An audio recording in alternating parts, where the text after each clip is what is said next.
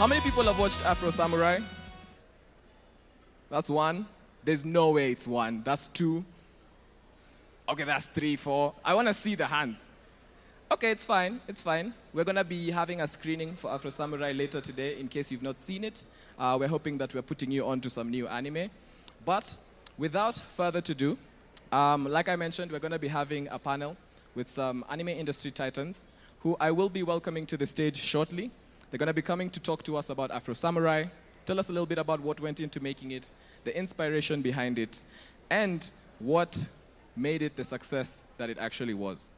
So, guys, this one for real, I'm going to need you guys to warm up your hands, okay? Let's warm up those hands. Let's warm up those hands. Warm up the hands, warm up the hands. Warm up the hands. Come on, warm up the hands, warm up the hands. Warm up the hands, warm up the hands. And let us give a big round of applause to our amazing panelists as they make their way to the stage. These are the producers of Afro Samurai. And now, let's go. Round of applause.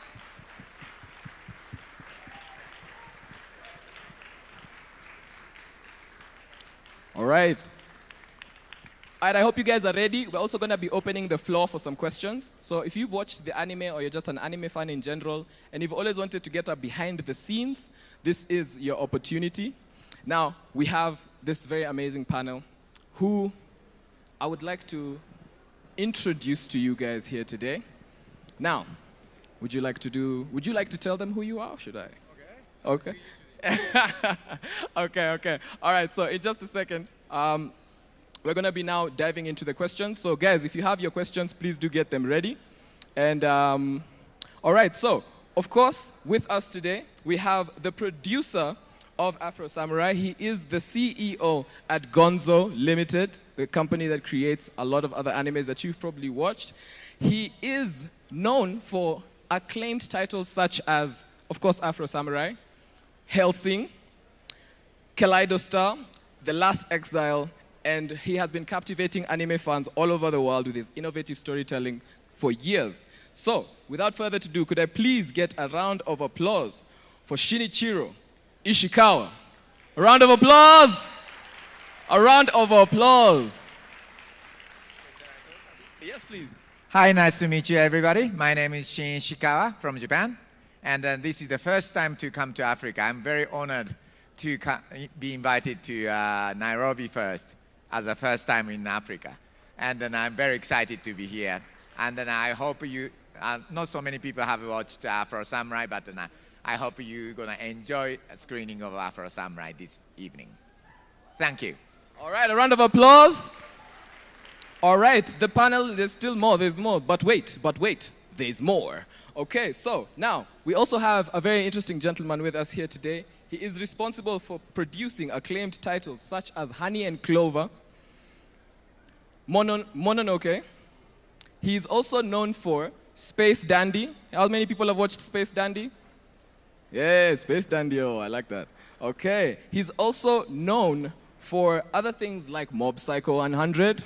You guys know Mob Psycho? Yeah, okay, now they're the fans, Okay. All right, so please, if you don't mind, you can take a seat. Would you like to say something to the crowd? はい、BS 日テレの伊藤と言います。よろしくお願いします。皆さん本当に日本のアニメのことを大好きでいてくれてありがとうございます。これからも日本で、いろんなアニメをいっぱい作って、皆さんに喜んでもらいたいですし、あとはアフリカの皆さんと一緒にアニメを作れるといいなと思って今回来ました。なので、ぜひ、皆さんと、将来的に一緒にできればいいなと思ってますので、頑張っていきましょう。お願いします。All right, so that is Yukihiro Ito, and the translator is going to tell us what he said. Kuna mtu ameshikanisha? Ameshikanisha? All right, so our lovely translator is going to translate that for us. I am Ito from BS Television Japan. Thank you for loving anime. We will create more anime that you will love and will bring more joy to you. We came here with a hope to produce anime together with people here in the continent of Africa. So thank you very much for loving anime. Woo! All right, so let's take a seat, please. You could sit here. You could please take a seat here, and you can take a seat here so you're closer to him. We're going to be sharing this microphone, right? So we'll just be passing it around to whoever is we'll just sharing. We're going to get you one other mic as well. Right. All right.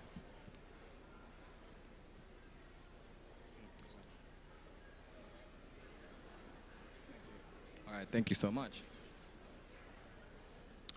All right, man. So first of all, I just want to say thank you guys so much for joining us. Thank you guys for making the journey all the way to Kenya just to speak with us today.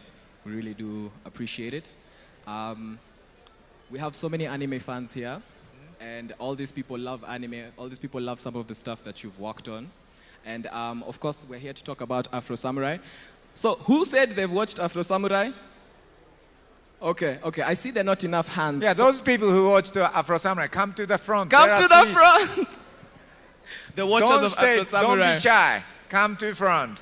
All right, but because I see that it's not that fresh in our memory, I would like us to just have a small preview of what Afro Samurai has to offer before we dive into the conversation, just so it can jog your memory. You know, maybe you watched it and you forgot the name. I don't know. All right, so we are going to be playing a snippet from Afro Samurai, but do stay with us for the whole evening because we're going to be screening the whole movie at the end of the day. That's at around, when we're done with the program, we're going to be screening it outside. So, all right, are we ready with Afro Samurai?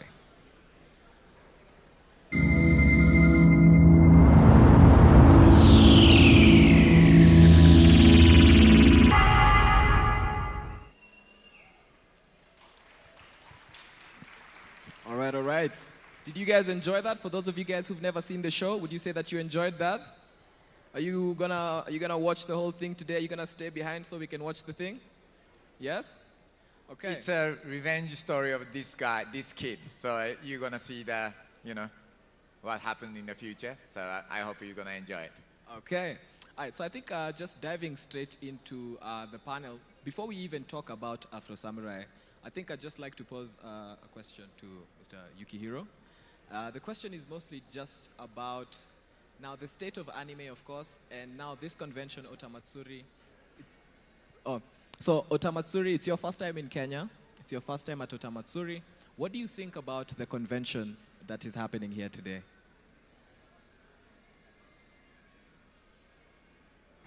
Hi. このおたまつりはですね、僕も非常に楽しみに来てですね、実は今日、ケニアに着いたばっかりなんですけれども、この皆さんの熱気に、非常に打たれたというか感動しました。本当アニメを好きな、皆さんがこのアフリカにもこんなに大勢いるのかなというふうに思ったので、またいいアニメ作品をいっぱい作っていきたいなというふうに思いました。I was looking forward to come here, Otamatsuri in Nairobi. Actually, I just arrived in Nairobi today. I am impressed with all the enthusiasm I see in this convention, and I'm very happy to see the excitement here, and it really convinced me to make more animation for African people here. Okay, so now, of course, just diving into the questions, we just watched the first few minutes of Afro Samurai. And you said it's a revenge story about this young boy. What was the inspiration behind Afro Samurai? Yeah, actually, it was very interesting. Quite a long story. But then, one of my staff in Los Angeles came to Japan and went to some shop. And he found this figure, small figure of Afro Samurai. And then he said, this is the title we should make as an international co-production. So this American guy, his name is Eric Calderon, came to me, and then I was the CEO of that company. And then Ishikawa-san, please find the author of this, creator of this Afro Samurai, and get the, rights from them, and try to make an animation. That's how it started. When you guys were coming up with this idea, did you imagine that it was going to be the global hit that it was? Yeah, actually, there was a manga already. This creator was actually illustrator who was a young illustrator at that time in Japan. but then he had self-published his own manga of Afro Samurai. So it has some story, and it was the beginning of this story. This scene was in the manga as well. And it was a revenge story because his father was killed by number two justice. So anyway, so after that, oh, this is a great one. So I wanted to make it happen somehow, but it's not for Japanese market, of course, because it's more of an international market. So we went to Hollywood. Okay, okay. So Afro Samurai is, of course, very famous for blending, Japanese anime with African aesthetics and also like, hip hop culture. So how did you guys approach bringing all these different worlds together? Yeah, actually, it started from us to visit Hollywood first. Shem, I need you to project. And we made a pilot film of 2 minutes of Afro Samurai and took it to Hollywood and showed to a famous, not manager, no, agent. Yeah, Hollywood agent, and then one of the biggest. So he said, oh, he was the first guy. He said, I was an agent for Godfather and the Star Wars. So he said, I'm the best guy to make this science fiction revenge story into a real movie. So he took it and showed it to Samuel Jackson, and Samuel Jackson called me to come to Toronto because he is the Afro Samurai, so he's gonna make it together with me. That's how it happened. Oh, okay, I love to hear that. I love to hear that. What was it like working with Samuel L. Jackson? Yeah, he's a very cool guy. He really represents Afro-American culture, right? And then he thinks he really wants to make a new generation of more that Afro culture in Hollywood industry, and he's the guy who made it. So he pulled all the strings for me to make it happen. Okay. All right. Now, I think the next question is just in terms of course, the soundtrack. So while it was starting, we saw that the soundtrack was done by RZA, a very well-known hip-hop artist. How did that collaboration come into being? Yeah, it's also interesting. After working with Sam Jackson, it became kind of a Hollywood rumor that we are making Afro Samurai. So then, I got a phone call from, I forgot who it was, but somebody in the project produced, some of the American side producer. We did it with Paramount, Spike TV. So they called me. Actually, musician called RZA, who's the leader of Wu-Tang Clan, yeah. contacted us because I am the Afro Samurai in music industry, because Sam Jackson is an actor, acting industry, Hollywood mainstream acting. He is the Afro Samurai, but RZA said, I am the Afro Samurai in the music industry, so it has to be me who has to make it. Nobody else can make it. So he just came to me, that basically he said, not hiring me is a sin. Okay, I love how confident he is. He has also expressed his love for Japanese culture all the time. And actually, he invited me to his home, gorgeous house, and then he pitched me on how he's going to make it, and because it was a kind of not a proper Hollywood film, it's more like a mini TV series. So usually it's made as we ask a musician to make several, 10 or 20 music clips for the background music. But RZA said, no, it's my film, so I'm not do a film way. So he wanted the entire film first, and he scored the entire film like a feature film. So he spent so much energy on it. Okay, I love to hear that, and thank you so much for saying that. I think my next question would just, of course, be every project comes with challenges. Everything in life comes with challenges. Are there any challenges that you faced while trying to produce Afro Samurai? Yeah, actually, the biggest challenge is those cultural, difference. Because first of all, style to make film or TV series in America and in Japan. Hollywood style, Japanese style is completely different. So the co-producing, you know, let's say American style animation is a kind of always all the process was different, and then the way to think is different. So it was very difficult always, and we had a lot of discussion about that. But again, because on the American side, Sam Jackson had such a strong passion, he was actually our side, persuading Hollywood people. No, we should follow Japanese way for that, because that makes sense to make it a Japanese anime for Hollywood. So we actually he was the you know best guy for the project who coordinated both sides. So I think I'd like to throw a question to Mr. Yukihiro as well. And this one is more about the anime world in general. And how do you guys go about selecting the projects that you want to produce?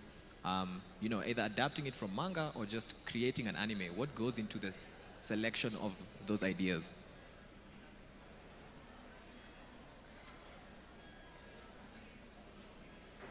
はい、アニメは、いろんな作り方があるんですけれども、一番確実なのはアニメ、漫画の原作をですね、皆さんも知ってると思うんですけど、少年ジャンプだとか少年マガジンとか、そういった、漫画作品からのを、アニメ化するというのが一番手っ取り早いというところです。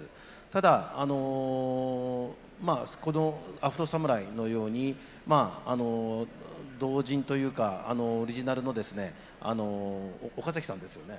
岡崎さんのですね、そのキャラクターというかその絵でですね、アニメ化されるというようなこともあるので、そういったところを含めてですね、非常にアニメをどういうふうに、最近だと、小説ラノベと呼ばれる小説の分野でもですね、アニメ化もたくさんされているところなので、いろんなジャンルでですねアニメ化されるきっかけというものが生まれているというふうに思っています。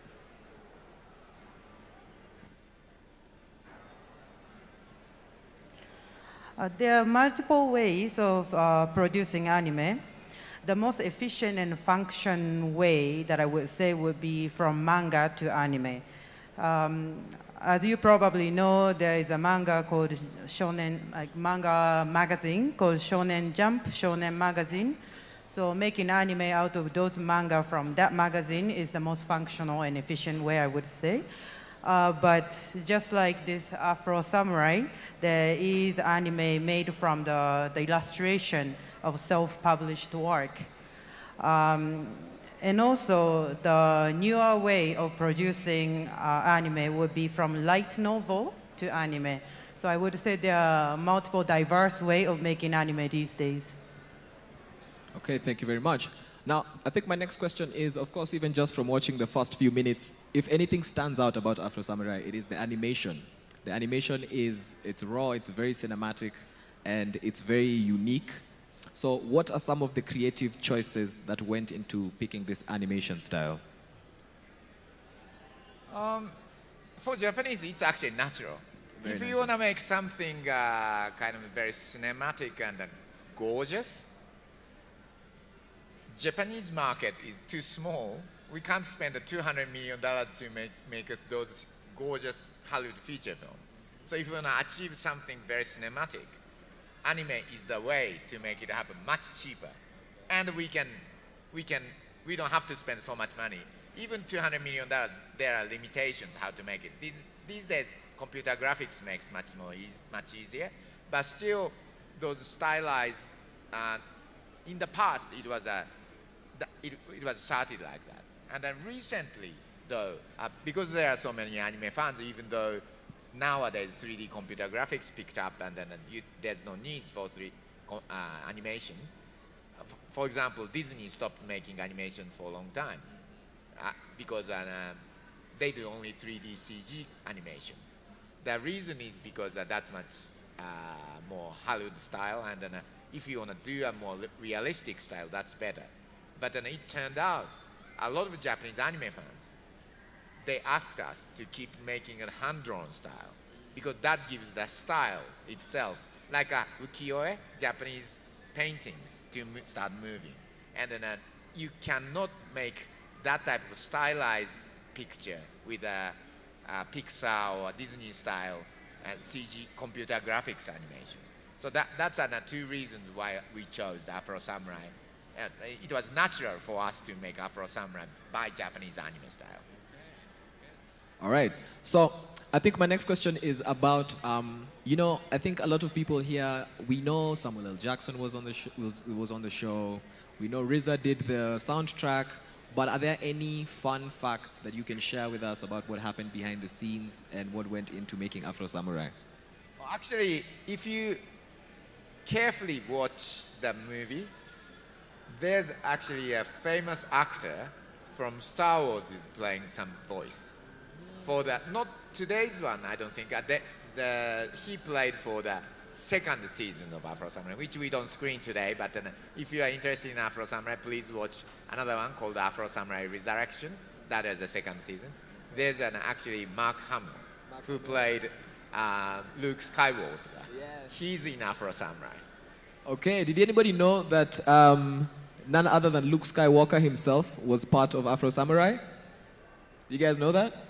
I didn't know that, guys. I didn't know that, but thank you so much. All right, so I think my next question is just... But before next question, I wanted to add one thing. Yes, please. That for the animation making, producing, yes. Related to Yukihiro-san as well, is that these days there are a lot of Afro-American studios trying to collaborate with Japanese anime studio to make an Afro-American style cartoon in America. And for example, we have an alliance with a company called Enlight, which is located in Los Angeles. And then we are producing several new titles together. So I think you guys will see more of those new style Afro-American style anime. Okay. Anything you can share the name with so that we know what to anticipate? Or yeah, is it a surprise? Not the Gonzo related one because it's yet secret, but they already announced together with Maruyama-san from Madhouse. Do you know Madhouse? Yeah, Madhouse. Yeah, famous studio. They announced a movie already in production called Mfanda, M-F-A-N-D-A, Mfanda. Mfanda. Yeah, so if you are interested, if you go to and the company name is Enlight, N-L-I-T-E. Okay, so that's Enlight. So you can check that out if you'd like to. And then Gonzo's going to do something together with them. And they already opened a studio in Japan too. So we are very excited we can do now it became real. It's not real, those Afro-American people and Japan doing that. And I hope next stage, Kenyan people will join that group. Of course. All right, so you mentioned something, of course, about the rise of Afro-American studios. But I think my question is more in line with when Afro Samurai came out, of course it made a big impact. What impact do you think that creating Afro Samurai had on the anime world in general? Yeah, actually, anime used to be. Before Gonzo came in, it was exported abroad, but it was seen as a kind of, ethnic, different taste, but a very nice new movement, which became popular. Japanese anime was very nice. That was how people thought. But after Afro Samurai, people started to think, that's why I started anime studio. That was the real reason. So it really became globalized. That the people now after that they realized anime is a style which any culture, anybody in the world can use as their style to actualize what they want to make. They realize their creativity from scratch to make something happen. So that way, a lot of actually people from worldwide, not only those Afro-American people, but also from Spain, also from France, from Norway, everywhere. Those people are coming to us, creators come to us, try to collaborate with us to make some new anime style, international, anime. Okay. All right. So, as we wrap up this section of the questions, we're going to be opening the floor for some questions. So, if you have any questions, you can be jotting them down as we speak, because we're going to be coming to the audience. But I think my last question for you, both of you actually, is in this audience, probably we even have a webtoon competition happening today. So we have a lot of artists who are creating art. We probably also have some aspiring artists who would like to create their own anime, maybe have something adapted into an anime. What advice do you have for young people who would be looking to create anime or just art similar to anime? Yeah, my advice is very simple. Don't be shy. If you are confident about what you have created, then put it in the market first. And also, if you try to find a partner to make to Mr. Ito. make it bigger. So if you are interested, if you think the right partner will be Japanese anime company, you should come to Japanese anime company. You can just send an email to Gonzo or some other company which you like. Or you speak to some American studios like what I said, this Enlight. They will listen to you. That type of, world is now one. You shouldn't be in your small world. If you try to, as long as you believe what you created is real and something, of its own value, you should try to push it to everybody who you think you are the best people to push to. Okay, I love to hear that. I would like to hear what Mr. Yukihiro-san has to say as well. はい、先ほど石川さんがおっしゃったことと、本当近いんですけれども、皆さん新海誠という監督ご存知でしょうか。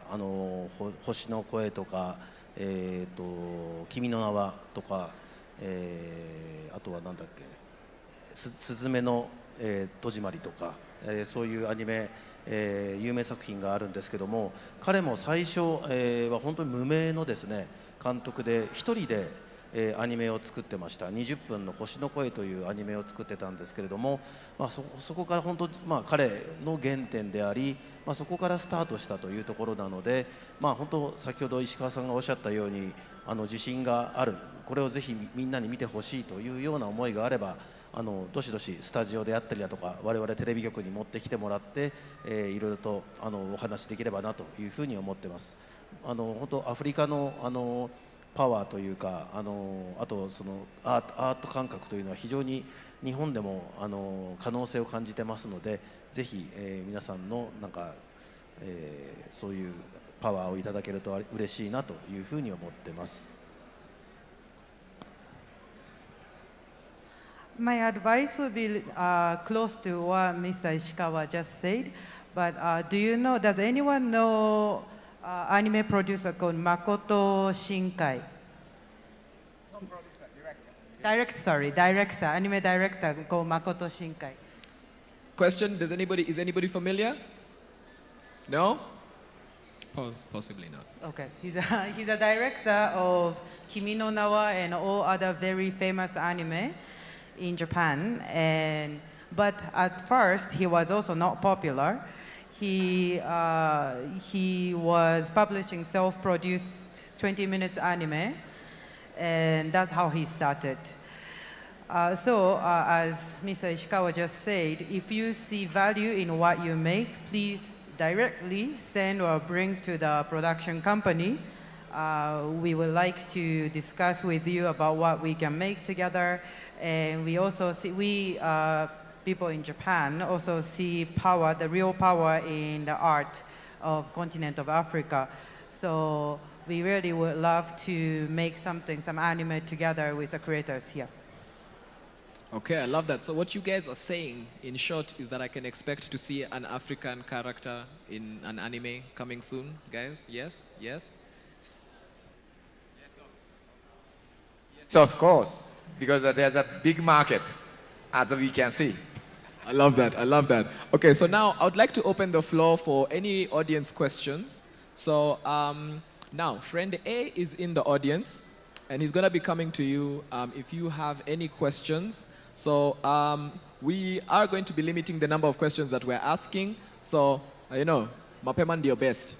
So who has a question that they would like to pose to the producers? Questions? Don't be shy. There's people who watched Afro Samurai somewhere there. Yeah, of course. Yeah, so don't be shy. Ask a question about that. It could be anything. You could ask him to make you a character in the next one. All right.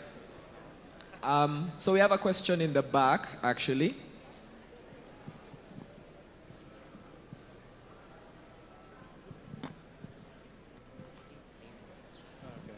Hello, my name's Malik, and I was wondering how somebody would approach a producer if they have an idea that they feel is worth, giving to a producer. Like, how would they package it? Okay, so basically he's saying, how would one approach a producer if they have an idea that they would like to create or that they would like to package? Actually, it's a very difficult question. The reason is that each producer has their own way. So if you ask me, my way is more of a, I'm not a creator myself. So I fly around like this, and I meet a lot of people, and then a lot of that good idea comes, and then connect those ideas, and then when it crystallizes, I make it into a project. Of course, we need some financing as well, so we have to persuade some of the partners to finance. That's my way. But another producer, some more creative-driven ones, actually, they search for what he really wants to create. And then those guys just basically find one concept he always wanted to create and then make it happen. So, again, as I said, each person has a different style of, putting everything together. So, you have to, if you want to do producing, you should find what is the best way for you to do. Or if you're a creator, try to find a producer partner. Some partner won't be good for you, but some producer will be the best for you. So you have to search for who's gonna be the best partner for you. Right, so before we move over to the next answer, just a follow-up on his question. I think it would be, so for example, if we use you as an example, and he had something he wanted to adapt into an anime, or he has an idea, how would you like that he approaches you, or how can he approach you to almost guarantee success? Guarantee is impossible, always. Making it into animation is a very difficult process. But if he has some, it depends on what type of project he brings in. Because if it's design, if design is super cool, that design can drive everything, like Afro Samurai. Because Afro Samurai, is a concept. One design is so strong that can become project. But then some designs are not that strong. In that case, you have to collect all those. If it's a story, again, stories. If it's such a unique story, which is almost impossible these days because there are so many stories already developed, but if there's such a unique story, then that's also very powerful. But then most of the time, stories are kind of combination of all the different concepts. In that case, again, it requires a lot of different elements to be gathered around that concept. So depending on what type of, if it's so unique or somewhat unique but not that unique, depending on that, how to produce will be quite different. Okay, all right, so I think, of course, the same question, just the same question from before. It's how would someone approach a producer if they had an idea they wanted to package into an anime?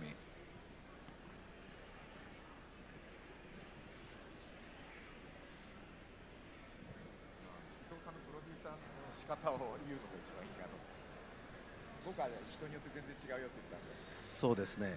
ストーリーの部分っていうのは確かに漫画とかあとは作家さんとかに直接聞くことはあるんですけども、特に絵の部分というのは、かなり例えば SNS であったりだとかあとは X であったりだとか、そういうイラストをたくさん描いてる人はかなりアニメのプロデューサーというのはチェックをしていて、新しい才能、新しい書き手みたいな人をですねどんどん探しているという状況なので、もしもこの質問が、絵が中心の質問であるんであれば、どんどんご自身の作品を SNS とかで投稿して、世界中の人に見てもらうということをされた方がいいんじゃないかなというふうに思います。でそうすれば必ず目に留まって、ちょっと一緒に仕事しないかというようなオファーが来る可能性があると思っています。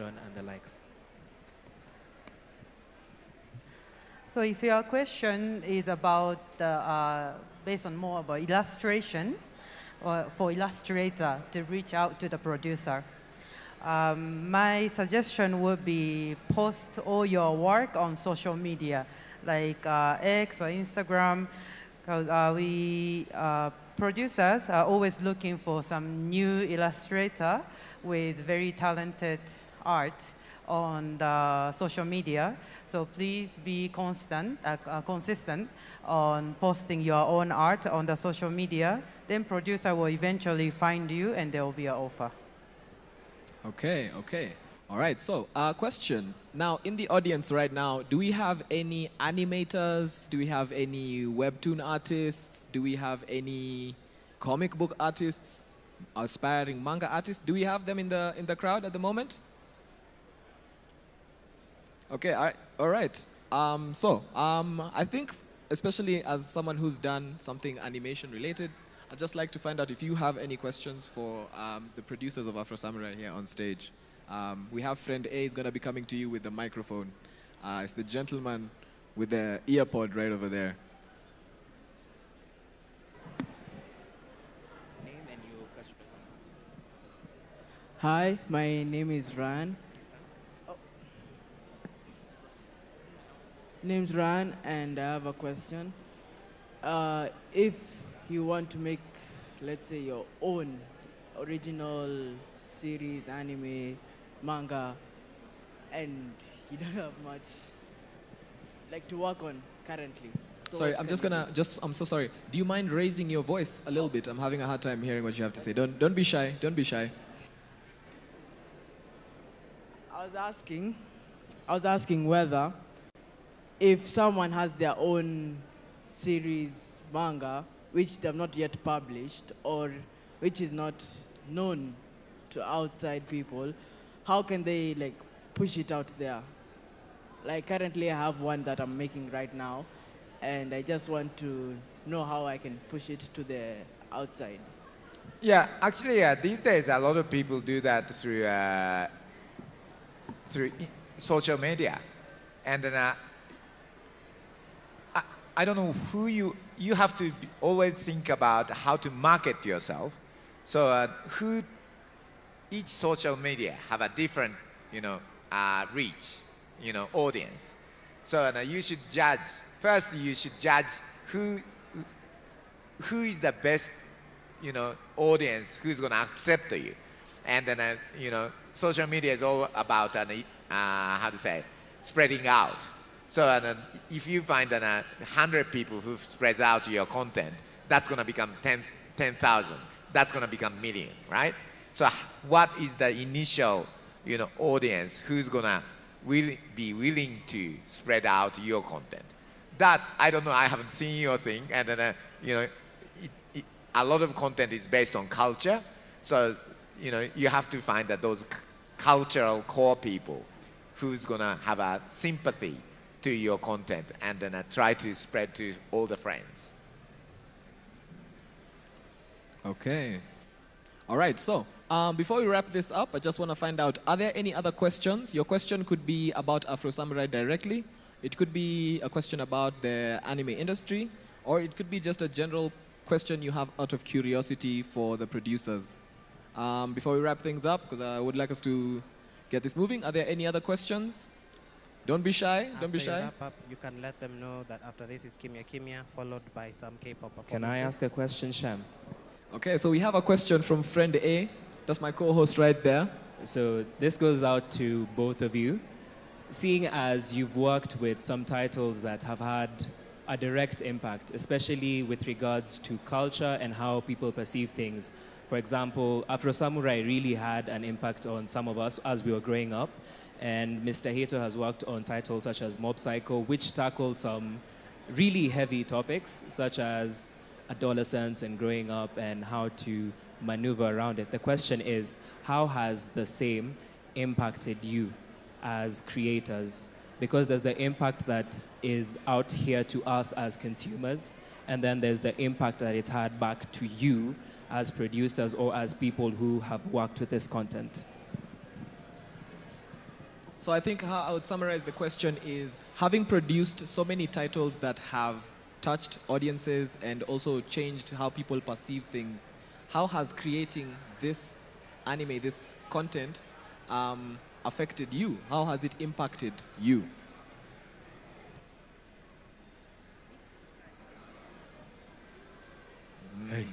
Very difficult question. Because I have to think about myself.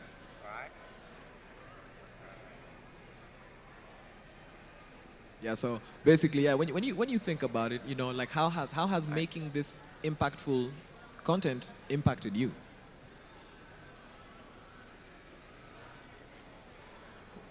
One easy answer is actually a not very positive answer, but because I did so many projects, and I made, basically Gonzo made already 70 titles. And then actually we discussed about more than 200 or 300 titles, and then discussed with all the creators. Then I've seen so many different stories. So as soon as I start watching Hollywood movie, I can tell how it's going to develop. So watching movie becomes kind of not exciting anymore because all I'm doing is analyzing from the beginning.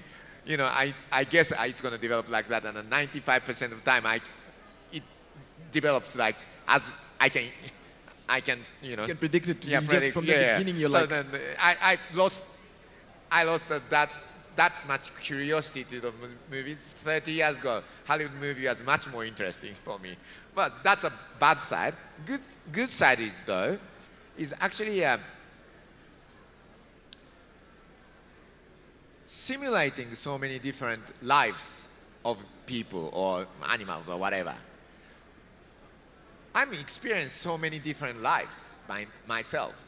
So thinking about how can I make my own life more exciting than any of those people's life, but not by killing other people, but you know, how can I make so it affects me in a way that I don't want to make my life to be predictable like those Hollywood movies these days. So that's the kind of good side effect to me, and then I'm always thinking about it. okay, I love that answer. I love that answer. All right, Mr. Ito, over to you. はい、ちょっと難しい質問なんで答えになってるかどうかわからないんですけども、僕は、まあ、その感動であったりだとかそういうパッションとかっていうのを、まあ、忘れないというか、まあ、そうリアルタイムでも今でもそういうこう心を動かされるために、まあ、すごく心がけていることは、まあ、こういう新しいことにどんどんチャレンジしていくことだと思ってます。で、まあ、今回このアフリカケニアに来たのも、まあ、そういうまあ、今まで結構いろんな国に来たんですけどアフリカって実は初めて来たことによって、まあ、本当にいろんな刺激であったりだとかあとはパッションであったりだとかあとはこんなにアニメがみんなに喜ばれてるんだなということを、まあ、感動することによって新しい作品をどんどん作っていこうとかもっとアフリカの人も喜んでもらえるアニメって何だろうかということを考えていく原動力になっていくので、まあ、ちょっとそういったところいろんな新しいところに行って刺激を受けるというところが、まあ、ポイントなのかなというふうに思ってます。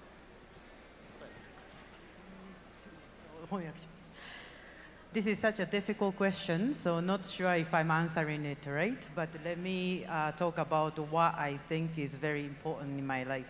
So I try not to forget the passion. I try not to forget to be moved by something beautiful, and that is very important to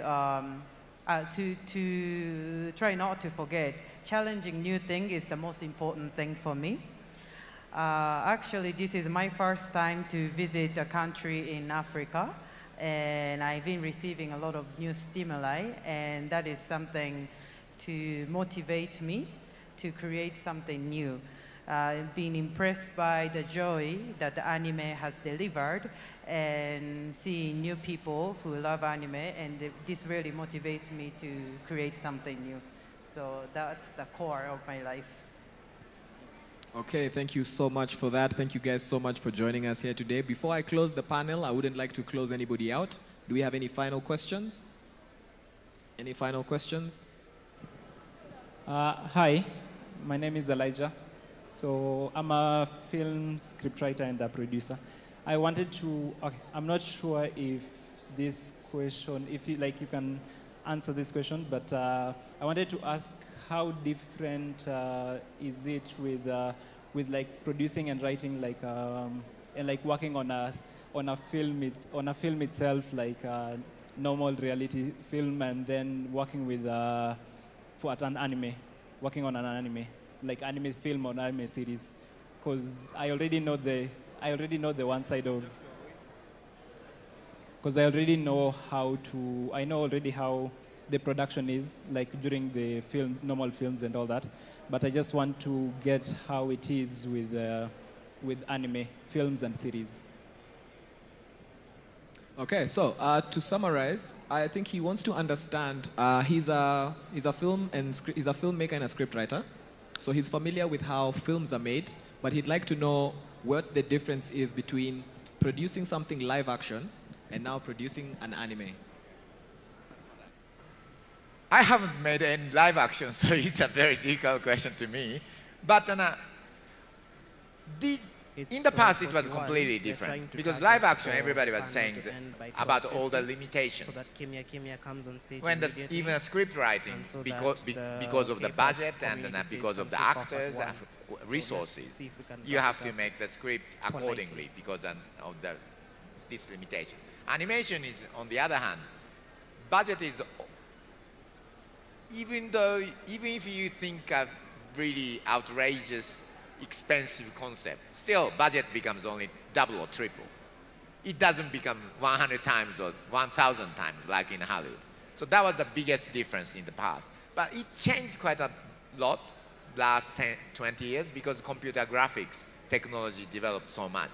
So a lot of those really super expensive feature film became much cheaper if you use a computer graphics technology.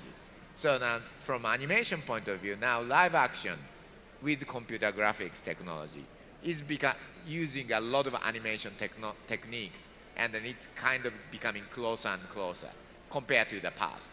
And especially after I watched Titanic. Do you know the movie Titanic? Yes, I think we actually, Titanic's main scene where this... with Rose and Jack. If you look at the camera work, that was only possible by computer graphics now, but Luc Besson used, actually he openly said he used the animation technique, Japanese anime technique of showing that type of scene. Now Hollywood made it, technology made it possible. That's why that Titanic main scene succeeded. So that kind of shows, now animation and if you do both sides, actually you should utilize both ways. And then if you find a great technique in anime, then you should try to be creative how to do it in a live action. Then for live action world, it will look completely different. So that's how I think, because it's getting closer, I think you can utilize both both sides. If you are interested in both, you have more advantage. Okay, so same question. What is the difference between producing something live action and now producing something animated or anime?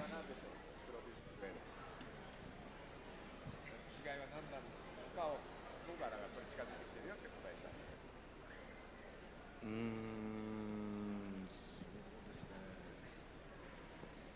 僕は実写のですね、プロデューサーはやったことがないので、ちょっと正直ちょっとわからない部分もあるんですけれども、今のところそのアニメもともとは実写がすごくお金がかかってアニメが安くできるというような時代が長かったんですけども、今は実写よりもアニメの方がどんどんお金がかかってきてる時代になってるっていう認識なんですけど、どうですか？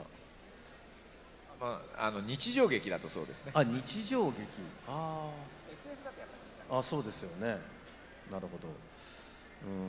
まあ、なのでちょっと実写が僕よくわからないので、そこは明確には答えられないですねというところですね。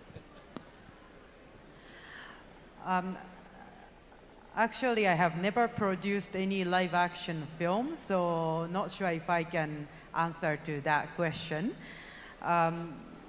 In my thought, there was a history of like film producing history of live action required higher budget and animation required lower budget than live action. But now it's becoming animation requiring higher budget. That's what I thought. And I just asked Mr. Ishikawa, and in some case, I like that. But if it's like scientific fiction, then live action requires more money. So yeah, in conclusion, not sure if I can answer the question correctly, because I'm not familiar with it.